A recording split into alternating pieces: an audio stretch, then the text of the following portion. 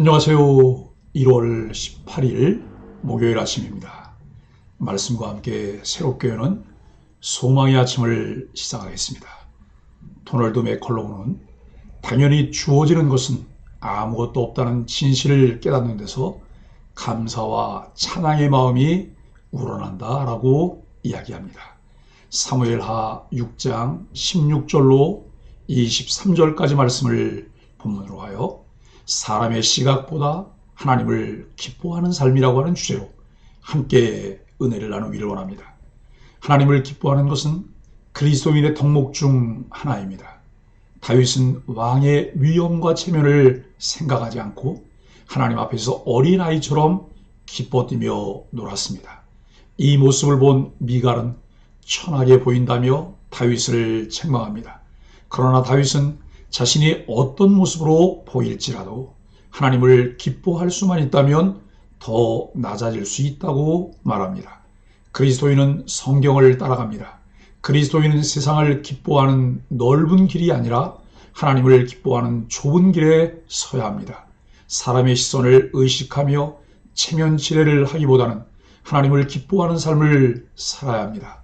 일반적으로 사람들에게 가장 편한 곳은 집이요, 가장 편한 사람들은 식구입니다. 그리스도인들에게 교회는 가장 편한 곳입니다. 그리스도인은 하나님의 집의 식구이기 때문입니다. 그런데 우리가 가장 자주 싸우는 대상 역시 식구입니다. 우리가 하나님의 일을 열심히 할 때 때로 교회 지체들이 우리를 힘들게 할 때가 있습니다. 우리는 모두 부족하고 실수가 많습니다. 그러나 하나님을 향한 우리의 열심과 진심은 결코 하나님께 무시당하지 않습니다. 하나님은 우리 중심을 알고 계시기 때문입니다. 그러므로 이 사실을 기억하며 진실하게 하나님을 섬기는 그리스도인은 겉으로 드러난 시험거리 때문에 무너지지 않을 수 있습니다. 신앙생활을 하는 믿음의 식구들이 나를 흔듭니까? 그럴 때 형이 보기 싫어서 가출해 버리겠다거나 누구 때문에 집에 들어가고 싶지 않다는 식으로 하나님의 집에서 스스로 뛰쳐나와 하나님이 주신 복을 놓쳐서는 안 됩니다. 하나님의 자녀인 우리는 서로 용서해야 하고 상대방을 위해 절제해야 하고 또 서로 배우고 가르쳐야 합니다. 이 모든 것이 하나님의 집에서 동시에 이루어져야 합니다. 우리 모두 이러한 복과 권세와 책임을 공유하고 있음을 기억하십시오. 하나님의 자녀로서의 권리가 있으면서 동시에 하나님의 집을 지킬 책임이 있는 존재가 바로 그리스도인입니다. 정치적 관점에서 본문을 읽자면 다윗이 사울 잔당의 세력을 등에 업고 언제든 정적으로 돌변할 수 있는 미갈의 문제를 해결하는 이야기로 이해될 수 있습니다. 하지만 본문의 기자는 그런 색채를 전혀 드러내지 않습니다. 기자가 사무엘서에서 즐겨 쓰는 화법을 여기서도 써서 미갈과 다윗의 모습을 담담히 대조해서 보여줍니다. 그리고 판단은 묵상하는 이들에게 맡깁니다. 미갈은 왕으로 등극한 다윗의 행동이 못마땅했습니다. 그 이유가 무엇인지 본문은 정확하게 언급하지 않지만 발디와 재혼한 자신을 굳이 다시 왕실로 불러들인 다윗의 행동에 분명히 정치적인 목적이 있다고 판단했기 때문일 것이라 생각할 수 있습니다. 그러므로 미갈에게 다윗이 곱게 보일 리 없었습니다. 다윗이 언약궤를 예루살렘으로 이송하면서 보란듯이 춤춘 것도 정치적인 행동으로 보였을 것입니다. 그래서 다윗이 들어오자마자 그녀는 다윗이 왕실의 채통을 지키지 않고 여느 사람이 입는 에봇을 걸치고 춤추었다고 비아냥거렸습니다. 그러나 미갈은 주어진 상황에서 지혜로운 말과 행동을 찾아가려고 무던히 애써온 다윗의 속 깊은 모습을 이해하지 못했습니다. 사람들이 자신이 가진 경험이나 지식 안에서 상대를 판단할 때 여러 가지 문제가 생길 수 있습니다. 다윗이 의도적이든 비의도적이든 어떤 정치적 셈법 안에 있었는지는 중요하지 않습니다. 저도 언약궤를 예루살렘에 이송하면서 표현한 다윗의 기쁨은 진심이었으며 다윗은 그 순간에 충실했습니다. 정치적 해석은 다른 이들의 몫으로 넘기고 자신은 여호와 하나님과의 관계에 집중했다는 말입니다. 다른 행동에서도 그렇지만 여기서도 다윗은 미갈과 대조되어 신앙의 본질에 충실하도록 매 순간 집중하는 모습을 통해 교훈을 줍니다. 하나님을 믿는 것은 기쁨을 포기하는 것이 아닙니다. 오히려 하나님으로 인해 새로운 차원의 기쁨을 누리며 그 기쁨으로 하나님을 예배하게 됩니다. 법궤가 예루살렘에 도착했을 때 다윗이 취한 행동에 주목해 봅니다. 하나님을 기뻐하는 다윗의 모습을 보면서 기쁨을 회복하는 삶이 되기를 바랍니다. 16절로 19절은 하나님 앞에서 벌어진 잔치입니다. 법궤가 다윗성으로 들어오자 다윗은 기뻐하며 하나님 앞에서 뛰놀며 춤을 추었습니다. 이러한 모습은 어린 아이처럼 순수하게 기뻐하는 모습입니다. 다윗 자신도 왕의 위엄과 영광이 중요하다는 것을 분명히 알고 있었습니다. 그렇지만 다윗이 진정 백성에게 보이고 싶었던 것은 자신 역시 하나님 앞에 지극히 작은 자이며 하나님만이 영광을 받으실 분이라는 사실입니다. 하나님만을 높이는 신실함이 우리의 모습에도 나타나기를 바랍니다. 다윗은 법궤를 미리 준비한 자리에 둡니다. 그리고 온 백성과 함께 번제와 화목제를 하나님 앞에 드립니다. 번제는 하나님을 향한 전적인 헌신을 표현하는 제사이고 화목제는 하나님과 백성 사이에 평강을 기원하는 제사입니다. 번제와 화목제 모두 하나님과의 관계에 중점을 둡니다. 예배의 중심은 하나님과의 관계입니다. 하나님과의 교제가 없는 예배는 의미 없는 종교 의식일 뿐입니다.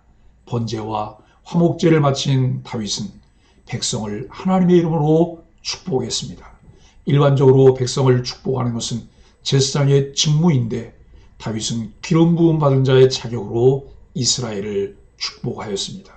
다윗은 또한 모든 백성에게 음식을 나누어 주었습니다. 음식을 나눈다는 것은 친밀한 교제를 의미합니다. 하나님을 기뻐하며 예배하면 이웃과 공동체를 더욱 사랑하게 됩니다. 예배의 기쁨을 누릴 때마다 지체들과 더욱 깊은 교제를 나누게 됩니다. 예배의 회복, 하나님과의 관계의 회복이 우선임을 명심하고 예배의 기쁨을 누리게 되길 바랍니다. 20절로 23절은 왕의 영예로움을 얻고자 하면 백성을 축복한 다윗은 이제 가족을 축복하기 위해 집으로 돌아옵니다. 그때 미갈은 창밖으로 내다본 왕의 모습이 전혀 위엄과 영광이 없는 방탕한 모습이었다고 비난했습니다. 미갈은 하나님께 드리는 제사는 근엄하고 고상해 한다고만 착각했습니다. 때로 하나님께 집중하며 주시는 은혜에 몰입하다 보면 눈물, 콧물이 범벅이 된 얼굴을 할 때도 있습니다. 사람의 시선을 의식하지 않고 세상과 나는 간 곳 없고 구속한 주만 바라보는 깊은 은혜를 체험하는 모습입니다. 하나님이 바라시는 예배는 진실한 예배, 전심으로 찬양하며 기뻐하는 예배입니다. 다윗은 자신을 비난하는 미갈에게 하나님을 경배하기 위해서는 더 천하게 보여도 좋다고 말합니다.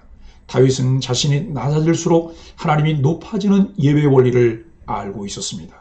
그는 하나님이 자신을 왕으로 택하셨기에 하나님 앞에서 뛰놀며 찬양할 것이라고 선언합니다. 하나님의 큰 은혜를 생각한다면 나는 한없이 작게 느껴질 수밖에 없습니다. 이 일로 인해 미갈은 죽는 날까지 자식을 낳지 못했습니다. 하나님 앞에서 우리는 웃사의 행위와 하나님의 징벌을 보았습니다. 오늘 본문은 미갈에게 주어진 징벌을 봅니다. 결과만 바라본다면 우리는 많은 것을 놓치게 됩니다. 그 동기와 과정에 어떤 문제가 있었는지를 잘 살펴보며 이들이 범했던 우리의 삶에서도 되풀이하지 말아야 합니다. 특별히 사무엘서 기자는 미갈을 계속 사울의 딸이라고 부르는데 이는 사울의 가문과 다윗의 가문이 끝내 결합하지 못했고 그 후손이 완전히 사라지게 되었음을 뜻합니다. 가장 훌륭한 예배자를 곁에 두었음에도 예배할 줄 몰랐던 사울의 가문은 그렇게 완전히 몰락합니다. 사랑하는 소망의 가족 여러분, 웨스트민스터 소요리 문답은 사람의 제일 되는 목적을 하나님을 영화롭게 하고 영원토록 그분을 즐거워하는 것이라고 말합니다. 예수 그리스도를 주로 믿고 고백하는 하나님의 백성으로서의 분명한 정체성을 갖고 날마다 하나님을 가까이 하는 복이 있는 자로 살려고 할 때 우리는 사람의 제일 된 목적을 마음에 두게 됩니다. 세상에는 우리를 기쁘게 하는 것들이 많지만 그 무엇보다 하나님만이 우리의 기쁨과 만족이 되는 삶을 선택하는 것이 바른 신앙, 하나님을 아는 지식을 가진 그리스도인의 선택입니다.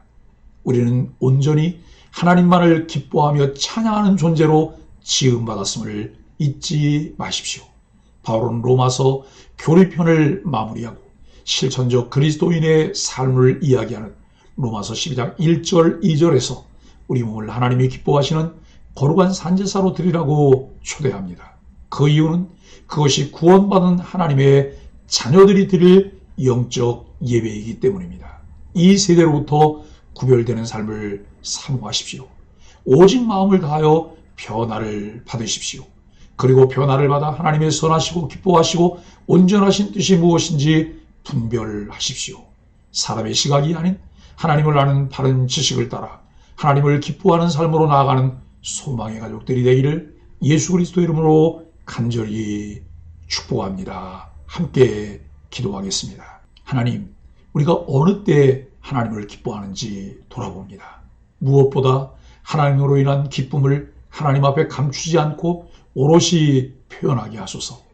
하나님이 주시는 풍성한 기쁨을 공동체와 나눌 때 그 은혜에서 제외되는 이가 없도록 인도하여 주옵소서. 예수님의 이름으로 간절히 기도합니다. 아멘.